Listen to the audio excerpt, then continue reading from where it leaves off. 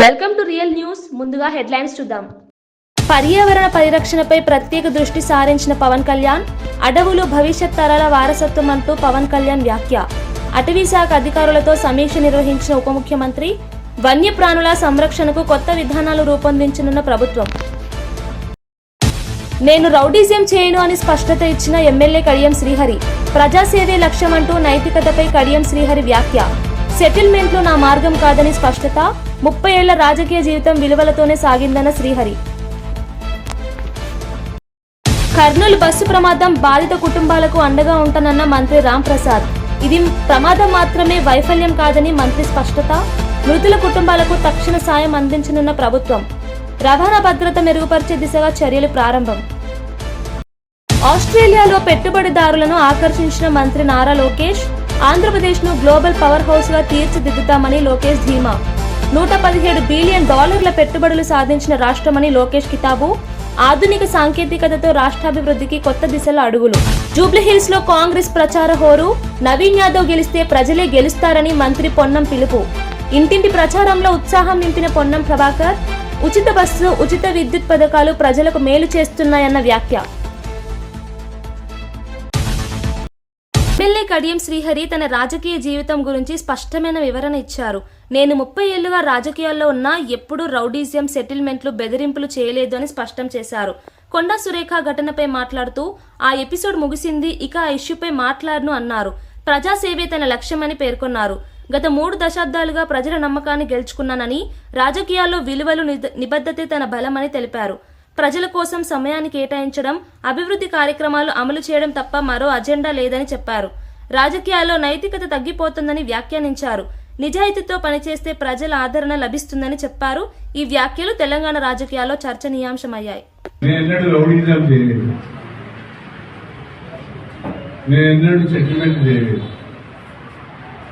ఎవరిని బెదిరించి బలవంతపు వసూలు చేయలేదు, భూ కబ్జాలు చేయలేదు.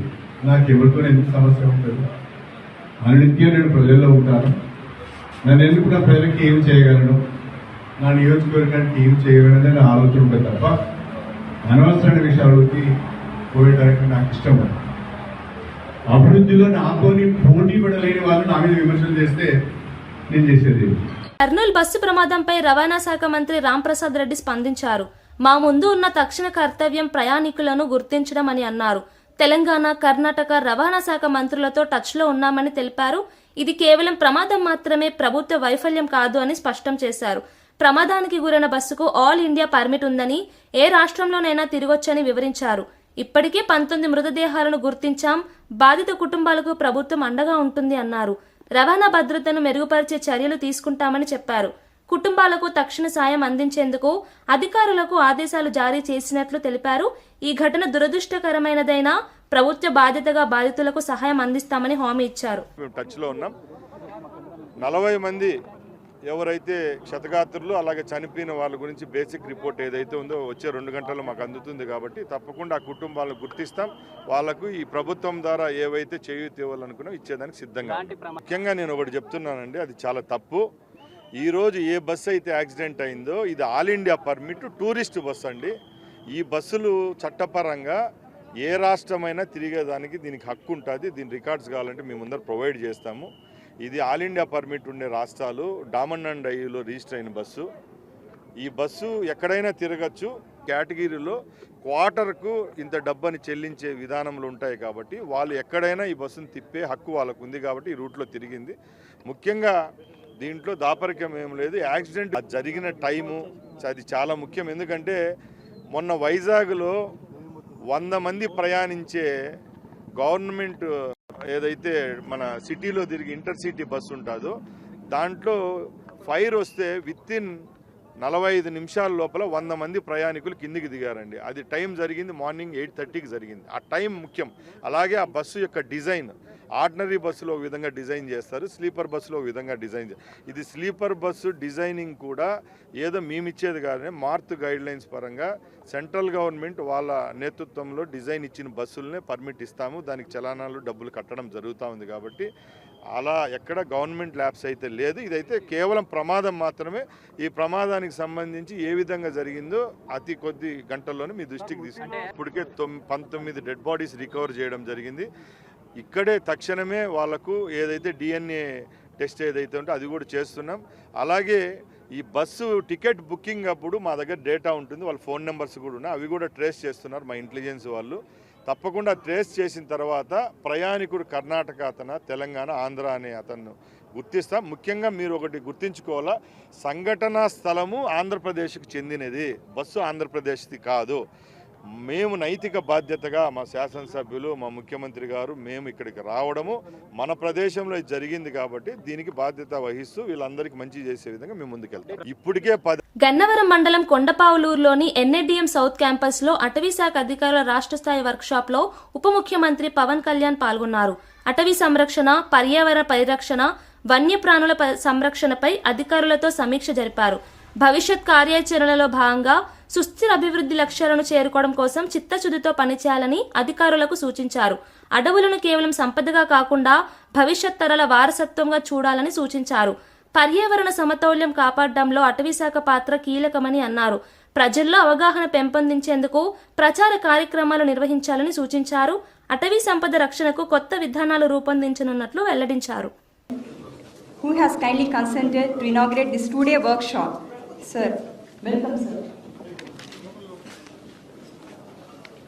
I welcome Sri P. Mallikarjun. Jubilee Hills నియోజకవర్గంలోని యూసుఫ్గూడ, వెంగళరావు నగర్, ఇక్రిసాట్ కాలనీలో కాంగ్రెస్ అభ్యర్థి నవీన్ యాదవ్ కు మద్దతుగా మంత్రి పొన్నం ప్రభాకర్ ఇంటింటి ప్రచారం నిర్వహించారు. ST corporation chairman Bellaiah Naik, Sanjay Goud తదితరులు పాల్గొన్నారు. ఈ సందర్భంగా మంత్రి మాట్లాడుతూ కాంగ్రెస్ ప్రభుత్వం అందిస్తున్న 200 యూనిట్ల ఉచిత విద్యుత్, ఆర్టీసీ ఉచిత బస్సు ప్రయాణం వంటి పథకాలు ప్రజలకు మేలు చేస్తాయి అన్నారు. కాంగ్రెస్ అభ్యర్థి స్థానికుడని, ప్రజల సమస్యలు తెలుసుకున్నవాడని చెప్పారు. అభివృద్ధి, సంక్షేమ పథకాలతో రాష్ట్రం ముందుకు సాగుతోందని తెలిపారు. ప్రజలు నవీన్ యాదవ్ కు మద్దతు ఇవ్వాలని కోరారు.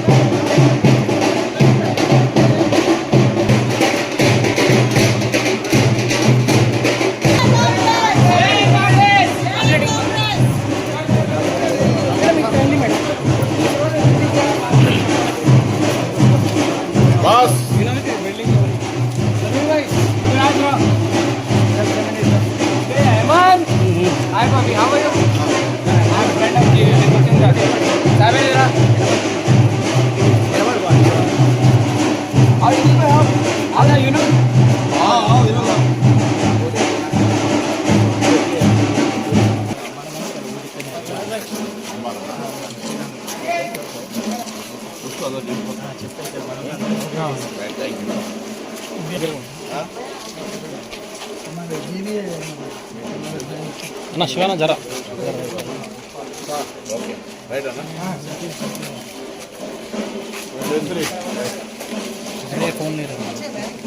ఆస్ట్రేలియా పర్యటనలో ఉన్న రాష్ట్ర ఐటీ మంత్రి నారా లోకేష్ మెల్బోర్న్లో ఆస్ట్రేలియా ప్రతినిధులతో సమావేశమయ్యారు. ఆంధ్రప్రదేశ్ను 2047 నాటికి గ్లోబల్ ఎకనామిక్ పవర్ హౌస్గా తీర్చిదిద్దడమే తమ ప్రభుత్వ లక్ష్యమని చెప్పారు. ఆధునిక సాంకేతికత, సుస్థిర అభివృద్ధి ద్వారా ప్రజలకు ఉజ్వల భవిష్యత్తు అందిస్తామని అన్నారు. గత 16 నెలల్లోనే $117 బిలియన్ పెట్టుబడులు ఆకర్షించామని తెలిపారు. సీఎం చంద్రబాబు దార్శనిక నాయకత్వంలో రాష్ట్రం వేగంగా అభివృద్ధి చెందుతోందన్నారు. Aerospace, defence, pharma, semiconductor, green hydrogen రంగాల్లో పెట్టుబడులకు విస్తృత అవకాశాలున్నాయని వివరించారు. ఇది ఆంధ్రప్రదేశ్ ఆర్థిక భవిష్యత్తుకు కొత్త అధ్యాయమని పేర్కొన్నారు.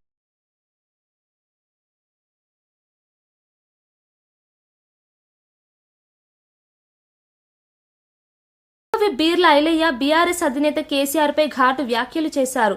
దళితులు, బడుగు బలహీన వర్గాలు ఓటు వేసి గెలిపిస్తేనే గతంలో సీఎం అయ్యాడు, కానీ ఇప్పుడు ప్రజల నమ్మకం కోల్పోయాడు అన్నారు. కేసీఆర్ రాజకీయం కుంభకర్ణుల్లా ఉంది, 6 నెలలు తిని 6 నెలలు నిద్రపోతాడంటూ ఎద్దేవా చేశారు.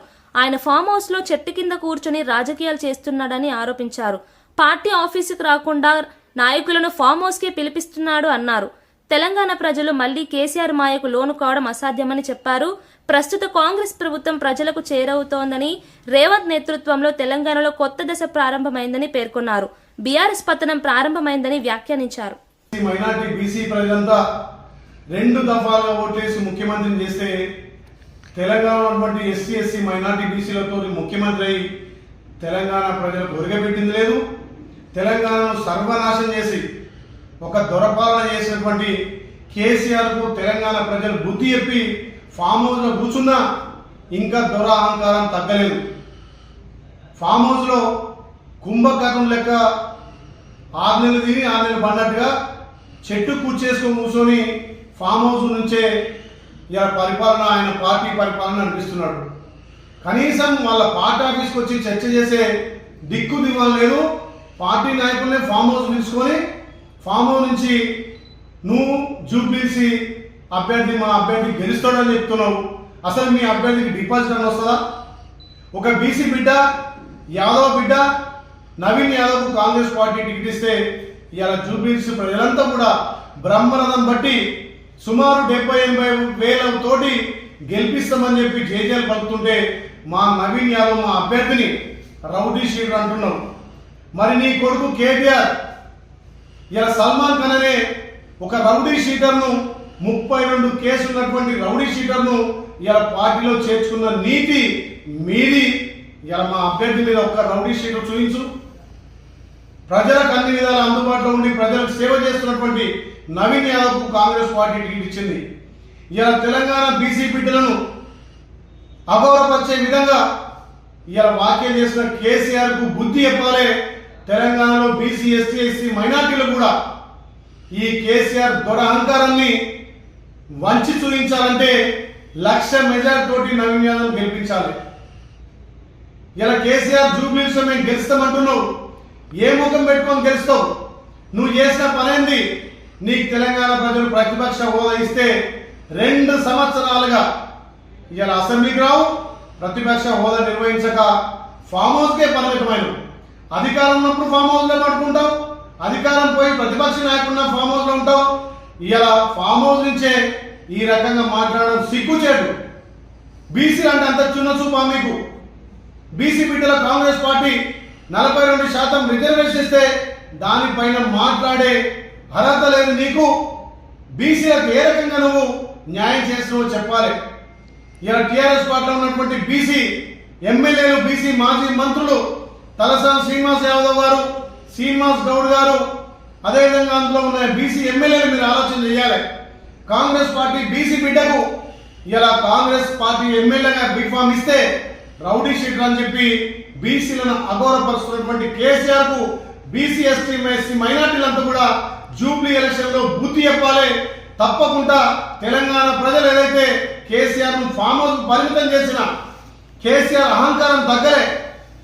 ఒకరికి బావా, ఒకరికి బామ్మార్ది కాంగ్రెస్ పార్టీ అభ్యర్థి మీద దుష్ప్రచారం చేస్తున్నారు. మరి ఒక బీసీ బిడ్డ ఎమ్మెల్యే కాకూడదా? బీసీ బిడ్డ కాంగ్రెస్ పార్టీ బీఫామ్ ఇస్తే చూసి ఓర్వలేక ఈ రకంగా చిల్లర మల్లర మాట్లాడుతున్న కేసీఆర్, నీకు తెలంగాణ ప్రజలు కర్రు కాల్చి వాత పెట్టినా మీ బుద్ధి మారలేదు. ఈ రకంగా బీసీ బిడ్డలను అవమానపరిచి బీసీ బిడ్డల మీద మీరు ఈ రకంగా అనిష్ట వ్యాఖ్యలు చేస్తే రేపు గ్రామాలలో తిరగని తస్మాత్ జాగ్రత్త. ఇప్పటికైనా ఆ దొరపోకడు, దొర అహంకారం తగ్గించుకొని మా నవీన్ యాదవ్కు, మా బీసీ బిడ్డలకు క్షమాపణ చెప్పాలని చెప్పి కేసీఆర్ డిమాండ్ చేస్తా ఉన్నాం. హైదరాబాద్ గన్ పార్క్ లో గో రక్షకుడు ప్రశాంత్ పై దాడిని ఖండిస్తూ బీజేపీ ఆధ్వర్యంలో డీజీపీ కార్యాలయ ముట్టడిలో ఎంపీ ఈటెల రాజేందర్ మాట్లాడారు. కాంగ్రెస్ ప్రభుత్వం అధికారంలోకి వచ్చిన తర్వాత లా అండ్ ఆర్డర్ పూర్తిగా కూలిపోయింది, గన్ కల్చర్ పెరిగింది అన్నారు. మేడ్చల్, కీసర, గట్కేసర్ పరిధిలో మాఫియా మాదిరి రవాణా జరుగుతోందని చెప్పారు. గోరక్షకులు సమాచారం ఇచ్చిన పోలీసులు స్పందించడం లేదు అన్నారు. ప్రశాంత్ పై తుపాకీ కాల్పులు జరపడం ఎంత ధైర్యమో అని ప్రశ్నించారు. వీరి వెనుక ఎవరున్నారు, ప్రభుత్వం ఎందుకు స్పందించడం లేదు అంటూ విమర్శించారు. హిందూ దేవాలయాలపై దాడులు పెరిగాయని, ప్రభుత్వం నిర్లక్ష్యం వహిస్తోందని హెచ్చరించారు. ఈ దాడుల వెనుక ఉన్నవారిపై కఠిన చర్యలు తీసుకోవాలని డిమాండ్ చేశారు. గోరక్షకులుగా నేను నిత్యం చూస్తూ ఉంటా. ఇక్కడ ఎంపీగా మేడ్చల్ పోలీస్ స్టేషన్ కావచ్చు, షామీర్పేట్ పోలీస్ స్టేషన్ కావచ్చు, కీసర పోలీస్ స్టేషన్ కావచ్చు, గడ్కసర్ పోలీస్ స్టేషన్ కావచ్చు, నిత్యం కొన్ని వందలాది ట్రక్కులు కదిలిపోతా ఉన్నాయి. ఇది ఒక పెద్ద మాఫియా లాగా తయారైంది. దీన్ని కంట్రోల్ చేయాల్సిన బాధ్యత ప్రభుత్వం మీదనే ఉంటుంది. గోరక్షకులుగా సమాచారం ఇస్తుండొచ్చు కానీ కంట్రోల్ చేయాల్సిన బాధ్యత మాత్రం పోలీస్ స్టేషన్ల మీదనే ఉంటుంది. కానీ ఎక్కడో పోలీసులు పూర్తిగా విఫలమైన సందర్భంలో గోరక్షకులుగా బయటకు వచ్చి అక్కడక్కడ సమాచారం ఇవ్వడం కానీ అక్కడ ఆపే ప్రయత్నం చేస్తున్నప్పుడు ట్రక్కులతో గుద్దడం ఇవాళ ట్రక్కుల్ని వీళ్ళ కాళ్ళ మీద నుంచి పోనించడం. ఇవాళ 3-4 వెహికల్స్, ఒక్కొక్క ట్రక్ ఆవులు తోలుకపోయేటువంటి ట్రక్ కి 3-4 వెహికల్స్ ఇలా కత్తులతో గుండాలు దాన్ని కాపలా కాసే పద్ధతి. ఇది ఆపాలని చెప్పి చాలా రోజులుగా ఇక్కడ డిమాండ్ చేస్తా ఉంది. నిన్న ప్రశాంత్ అనే వ్యక్తి మీద నేరుగా ఇలా తుపాకీతో కాల్చిందంటే ఎంత ధైర్యం ఉండాలి, వీడికి ఎవరు సపోర్ట్ చేస్తున్నట్టు, ఎవరి అండతో ఇలా వీళ్ళు పని చేస్తున్నట్టు, మరి చట్టం ఉన్నట్ట లేనట్ట ప్రభుత్వం చెప్పాల్సిన అక్కడ ఉన్నది. దీని పూర్తి బాధ్యత ప్రభుత్వం అని చెప్పి హెచ్చరిస్తా ఉన్నాం. ఎందుకంటే ఇది విశ్వాసానికి సంబంధించిన అంశం. ఇదేదో ఆవులు అమ్ముకునేటువంటి వ్యాపార సంబంధించిన అంశం కాదు. ఇది అశేష ప్రజానీకం యొక్క విశ్వాసానికి సంబంధించిన అంశం కాబట్టి ఈ విశ్వాసాన్ని వమ్ము చేయడంలో, ఈ విశ్వాసాన్ని ఇవాళ అవమానపరచడంలో ఈ ప్రభుత్వం సహకరిస్తున్నట్టుగా ప్రజలు భావిస్తూ ఉన్నారు. కాబట్టి రేవంత్ రెడ్డి గారి ప్రభుత్వం తక్షణమే వీటి మీద విచారణ జరిపించాలి.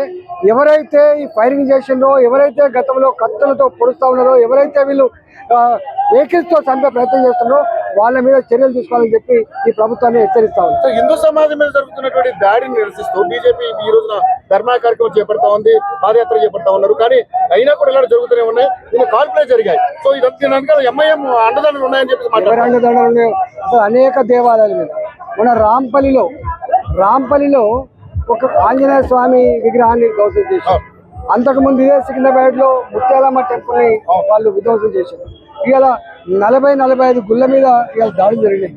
ఈ దాడి జరిగినప్పుడల్లా వీడు సైకో అనో లేకపోతే వాడు మతిస్థిమితం లేదని చెప్పి తప్పించుకున్నాను తప్ప ఇది తప్పు. ఇది విల్ఫుల్లీ ఇంటెన్షనల్లీ ఇవాళ ఎక్కడో రెచ్చగొట్టే ప్రయత్నం చేస్తున్నారు. సమాజంలో అశాంతి ప్రబలే ప్రయత్నం చేస్తున్నారు. ఇది మంచిది కాదు అని చెప్పి ఈ ప్రభుత్వాన్ని హెచ్చరిస్తాం.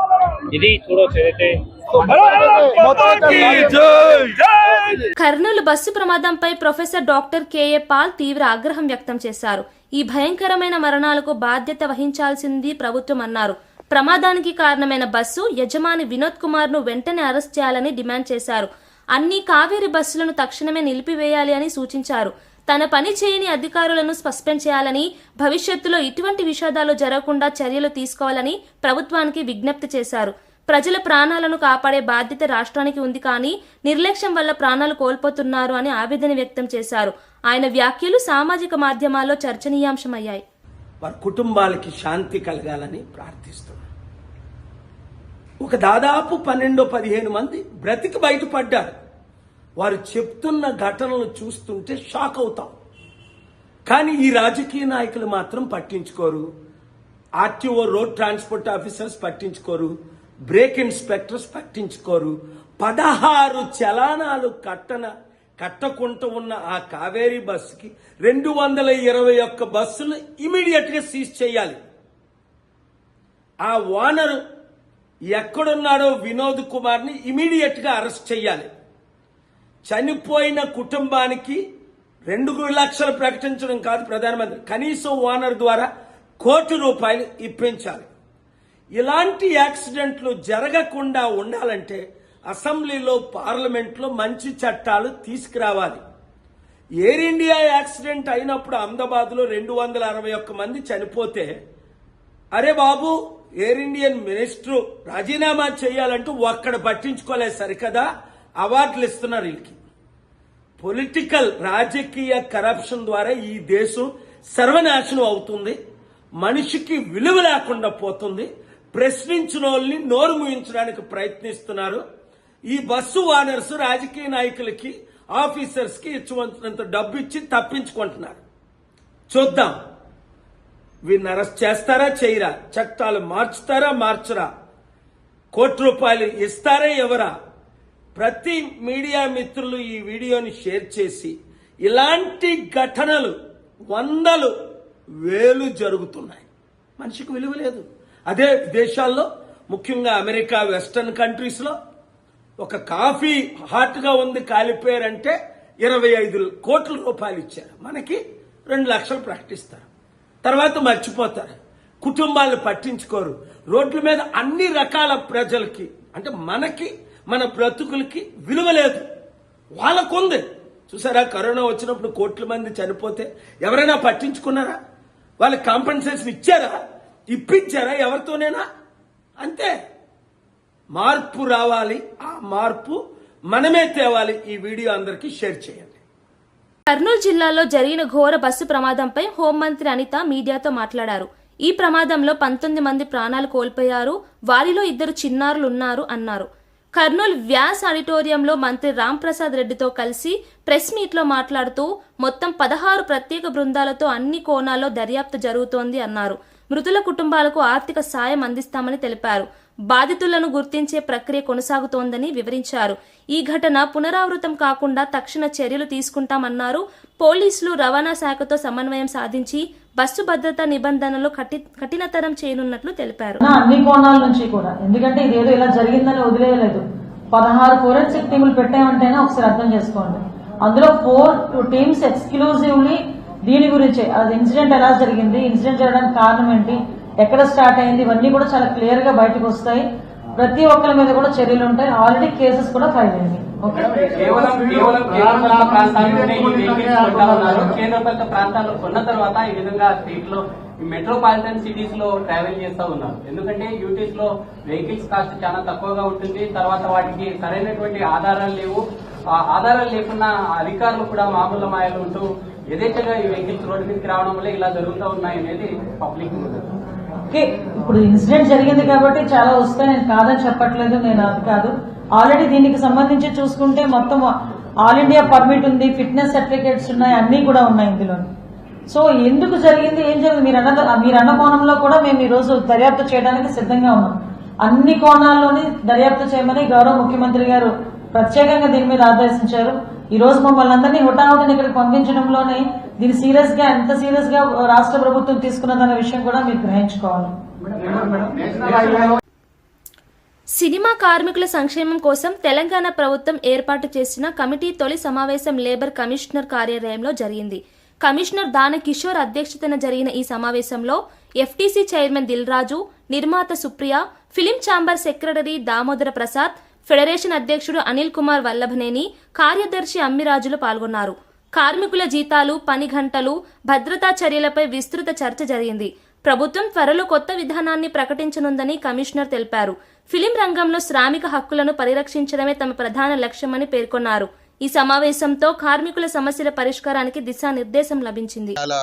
అటు ఇండస్ట్రీ నుంచి కానీ, ఇటు ఫెడరేషన్ నుంచి కానీ వాళ్ళు కూడా ఈ కమిటీలో ఉన్నారు కాబట్టి ఒక 3-4 పాయింట్స్ ఈరోజు అడ్రస్ చేసి అవి ఎలా నెక్స్ట్ 1 వీక్లోనే అవి ఆ పాయింట్స్ని ఎలా డిజాల్వ్ చేద్దాము, బోత్ పార్టీస్తో మాట్లాడి అని చేసాం. చాలా పాజిటివ్గా ఉంది.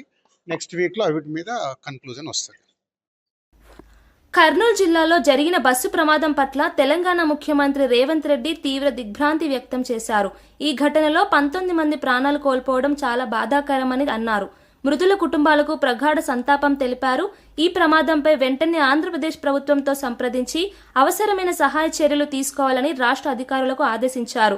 ప్రధాన కార్యదర్శి, డీజీపీతో కూడా రేవంత్ ఫోన్ ద్వారా మాట్లాడారు. గద్వాల్ కలెక్టర్, ఎస్పీని ఘటనా స్థలానికి వెళ్లి పరిస్థితిని పర్యవేక్షించాలని ఆదేశించారు. ప్రజల ప్రాణాలు అమూల్యమైనవి, ఇటువంటి ఘటనలు జరగకుండా చర్యలు తీసుకుంటామన్నారు. బాధిత కుటుంబాలకు సహాయ నిధులు అందించేందుకు ప్రత్యేక బృందాన్ని నియమించారు. ఈ ఘటనతో 2 రాష్ట్రాల ప్రభుత్వాలు సన్నద్ధంగా స్పందించాయి. డ్రైవరు అక్కడ కాలిపోతున్నట్టుంది మ్యామ్, బస్సు కాలుతుంది అక్కడ. సరే గబగబా ఏదైనా హెల్ప్కి వెళ్దాము, అసలు ఏమన్నా పోలీసులు వచ్చారా లేదా అని నేను గబగబా కారు దిగి వెళ్ళానండి. వెళ్ళేసరికి బస్సు తగలబడిపోతుంది. కొంతమంది కింద కూర్చుని ఏడుస్తున్నారు, ఎవరెవరు ఉన్నారని ఏడుస్తున్నారు, కొంతమంది టెన్షన్ పడుతున్నారు, ఇలా ఉన్నారు. ఆ బస్సుకు సంబంధించిన వాళ్ళు అలా వాళ్ళ పరిస్థితి అలా ఉంది. ఇంకా మిగిలిన వాళ్ళ ఫోన్లు అన్నీ కూడా పాపం అందులో కాలిపోయాయి. చాలా మంది దగ్గర ఏమి బయటకు వచ్చిన వాళ్ళ దగ్గర ఏమీ రాలేదు. అక్కడ ఉన్న మిగిలిన జనం అండి మొబైల్స్తో వీడియోస్ తీసుకుంటున్నారండి. ఎవరైనా పోలీస్కి కాల్ చేయలేదు. నేను కార్ దిగి వచ్చే హడావుల్లో ఫోన్ ఏమో కార్లో వదిలేశాను. ఫోన్ వర్షం పడిపోతుంది పక్క నుంచి, ఫోన్ టచ్ చేయడానికి కూడా ఎవరిదైనా అడిగి తీసుకుని టచ్ చేద్దామని వర్షానికి తడిచి అది పని చేయట్లేదు. నేను మళ్ళీ గబగబా కార్ దగ్గరికి వెళ్ళి వెంటనే కర్నూలు ఎస్పీ గారికి అండ్ ఎస్బీ ఇన్స్పెక్టర్ గారికి కాల్ చేశానండి. లక్కీగా ఎప్పుడో నెంబర్స్ ఉన్నాయి. కాల్ చేస్తే వాళ్ళు ఇమీడియట్లీ రెస్పాండ్ అయ్యారు. వాళ్ళు రెస్పాండ్ అయిన కాసేపటికి రూరల్ సిఏ గారి బృందం అంట వాళ్ళు వచ్చారు. దాని ముందే ఫైర్ స్టేషన్ వాళ్ళు వచ్చేసారు. అండ్ ముందు ఫైర్ స్టేషన్ వాళ్ళని నెక్స్ట్ ఫైర్ సిబ్బంది, నెక్స్ట్ అంబులెన్స్, పోలీస్ వారు వీళ్ళందరూ వచ్చేసారండి. అప్పటికే ఒక ప్రైవేట్ వెహికల్ ఒక 6గురిని హాస్పిటల్ పంపించారు. నాతో అతను ఎవరో హరీష్ అంట, ధర్మవరం చెందిన అతను. పాపం చాలా మంచి వ్యక్తి ఆయన కూడా. ఆయన ఒక 6గురిని ప్రైవేట్ వెహికల్ ఎక్కించి పంపించారు. తర్వాత వీళ్ళు వచ్చాక ఒక 5గురిని అంబులెన్స్ లో ఎక్కించడం జరిగింది. ఆయన తీసుకెళ్లారండి. ఆ తర్వాత ఈ లోపలనే మొత్తం ఎస్పీ గారు, పోలీస్ సిబ్బంది అందరూ వచ్చేసారు. అసలు ఆ మాంసపు ముద్దలు కాదండి, నిజం చెప్పాలంటే చాలా దారుణం అది. అస్థిపంజరాలు అలా సీట్లలోనే చూసేసరికి అసలు నాకైతే వల్ల కాలేదు. ఎవరైనా ఫ్యామిలీ అండి, చాలా ఆ ఫ్యామిలీ ఎంత బాధపడుతూ ఉంటారు. నేను అది తట్టుకోలేకపోయాను.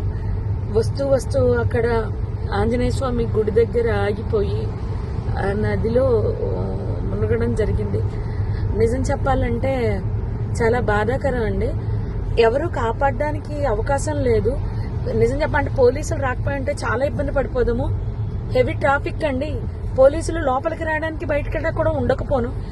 ఇన్ఫర్మేషన్ ఇవ్వడంతో క్లియర్ చేసుకుంటూ వస్తూ మొత్తం లోపలికి వచ్చారు. అంతా ఆఫ్ చేశారు, మంటలు ఆఫ్ చేశారు. జరిగింది అయితే ఇదండి. ఆ బస్ కిందనే బైక్ ఉండిపోయింది. ఆ బైక్ ని కొట్టేస్తే బైక్ అతను చనిపోయి రోడ్డు పక్కకి పడిపోయాడు. మళ్ళీ ఆ బైక్ మాత్రం బస్ కిందకి వెళ్ళిపోయిందండి.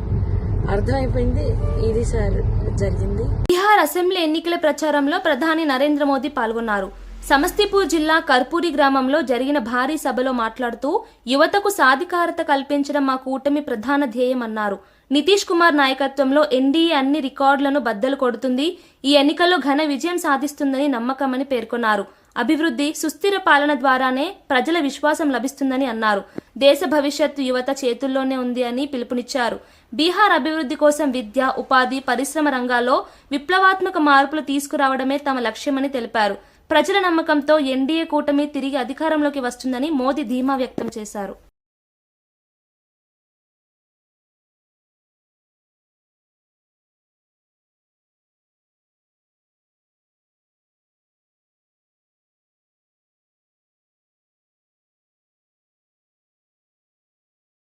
మాజీ మంత్రి జోగి రమేష్ వైఎస్ఆర్ కాంగ్రెస్ పార్టీపై జరుగుతున్న దుష్ప్రచారాన్ని తీవ్రంగా ఖండించారు. మనపై విషం చిమ్ముతూ వ్యక్తిత్వ హననం చేస్తున్నారు అన్నారు. చట్టం తమ చేతుల్లో ఉందని భావించి ఇష్టం వచ్చినట్లు ప్రవర్తిస్తున్నారు అని విమర్శించారు. ఐవీఆర్ఎస్ కాల్స్ ద్వారా దుష్ప్రచారం చేస్తున్న వారిపై చర్యలు తీసుకోవాలని డిమాండ్ చేశారు. ప్రజల నమ్మకాన్ని దెబ్బతీసే ప్రయత్నం ఇది, కానీ సత్యం ఎప్పుడు నిలబడుతుంది అన్నారు. ప్రభుత్వంపై తప్పుడు ఆరోపణలు చేయడం రాజకీయ నైతికతకు విరుద్ధమని పేర్కొన్నారు. నిజాయితీ పాలనకు ప్రజల మద్దతు ఉందని, అసత్యాలతో వైఎస్ఆర్సీపీని ఎవరూ కించపరచలేదు అన్నారు.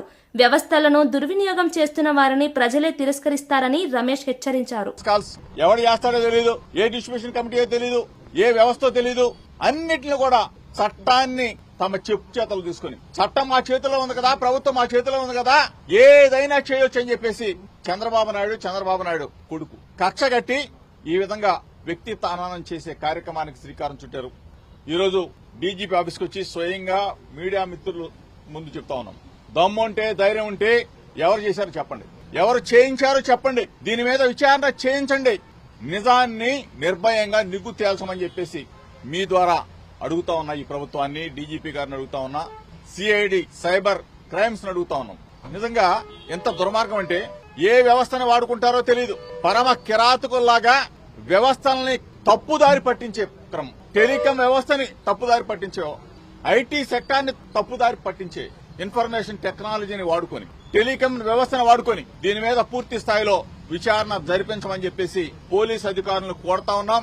బాధ్యులైన వారిని ఎంతటి వారున్నా సరే ప్రభుత్వంలో, ఆఖరికి చంద్రబాబు నాయుడు ఉన్నా సరే, చంద్రబాబు నాయుడు కొడుకు లోకేష్ ఉన్నా సరే, ఇటువంటి తప్పుడు వ్యవస్థల్ని వాళ్ల చెప్పు చేతల్లో పెట్టుకుని వ్యక్తిత్వ హననం చేసే ఇటువంటి దుర్మార్గమైన క్రీడని పరిశోధించి పోలీస్ వ్యవస్థ అరికట్టాలని చెప్పేసి, దీన్ని చేసిన ప్రతి ఒక్కరిని కూడా ఇందులో బాధ్యులను చేసి కేసులు పెట్టాలని చెప్పేసి మీడియా మిత్రుల ద్వారా డిమాండ్ చేస్తా ఉన్నాం. ఈ పాటికే చెప్పా, నా మీద ఒక బురదేశారు చంద్రబాబు నాయుడు ప్రభుత్వం, నేను సిద్ధంగా ఉన్నా, దేనికైనా రెడీగా ఉన్నా, నా వ్యక్తిత్వం మీద నా వ్యక్తిగత ప్రతిష్టని దిగజార్చే విధంగా చంద్రబాబు నాయుడు ప్రభుత్వం నకిలీ కల్తీ మద్యం దీని నా మీద అంటగట్టాలని, వైఎస్ఆర్ కాంగ్రెస్ పార్టీని ప్రతిష్టని దిగజార్చాలని చెప్పేసి చూసే ఈ ప్రభుత్వానికి, చంద్రబాబు నాయుడుకి, లోకేష్ కి చెప్తా ఉన్నాం, దేనికైనా రెడీ, సిద్ధంగా ఉన్నాం. నేను చెప్పిన దానికి ఏ ఒక్కదానికి కూడా ప్రభుత్వం నుంచి, చంద్రబాబు నాయుడు నుంచి కానీ లోకేష్ నుంచి కూడా ఇంతవరకు స్పందన లేదు. తిరుమల వస్తామన్నాం, దానికి స్పందన లేదు. చంద్రబాబు నాయుడు చెప్పిన తర్వాత వరలరామయ్య చెప్పాడు, ఇది కాదు, తిరుమల కాదు, కనకదుర్గమ్మ గుడి కాదు, లైట్ డిటెక్టర్ టెస్ట్ కాదు, నార్కో ఎనాలిసిస్ టెస్ట్ రెడీ అని దమ్ముగా చెప్తా ఉన్నా. డీజీపీ ఆఫీస్ ముందు చెప్తా ఉన్నా, నార్కో ఎనాలిసిస్. ముగించే ముందు హెడ్లైన్స్ మరోసారి చూద్దాం. పర్యావరణ పరిరక్షణపై ప్రత్యేక దృష్టి సారించిన పవన్ కళ్యాణ్, అడవులు భవిష్యత్ తరాల వారసత్వం అంటూ పవన్ కళ్యాణ్ వ్యాఖ్య.